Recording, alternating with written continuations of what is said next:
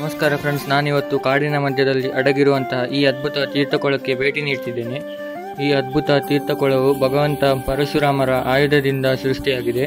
ಈ ಅದ್ಭುತ ತೀರ್ಥಕೊಳವು 50 ಅಡಿ ಎತ್ತರ ಬಂಡೆಯ ಮೇಲೆ ನಿರ್ಮಾಣವಾಗಿದ್ದು ಇನ್ನೊಂದು ವಿಸ್ಮಯಕಾರಿ ವಿಷಯ. ನಿಮಗೆ ಈ ತೀರ್ಥಕೊಳ ನೋಡಬೇಕಾದ್ರೆ ಫಸ್ಟಿಗೆ 100 ಸ್ಟೆಪ್ಸ್ ಹತ್ತಬೇಕಾಗ್ತದೆ ನಿಮಗೆ. ಬಟ್ ನೀವು ಆಚೆ ಗಿಡ ಮರಗಳನ್ನೆಲ್ಲ ನೋಡಿಕೊಂಡು ಎಂಜಾಯ್ ಮಾಡ್ತಾ ಹತ್ತಿದ್ರೆ ನಿಮಗೆ 100 ಸ್ಟೆಪ್ಸ್ ಹತ್ತಿದ್ದು ಗೊತ್ತಾಗೋದಿಲ್ಲ.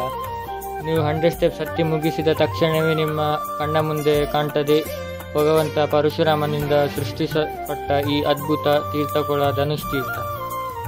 ಈ ತೀರ್ಥಕೊಳದ ಬಗ್ಗೆ ಹೆಚ್ಚಿನ ಮಾಹಿತಿ ಬೇಕಾದರೆ ನಿಮಗೆ ನಾನು ಕಮೆಂಟ್ ಸೆಕ್ಷನಲ್ಲಿ ಬ್ಲಾಗ್ ಲಿಂಕನ್ನು ಕೊಡ್ತೇನೆ. ಅಲ್ಲಿಗೆ ಹೋಗಿ ನೀವು ಪೂರ್ತಿ ಬ್ಲಾಗನ್ನು ವೀಕ್ಷಿಸಬಹುದು.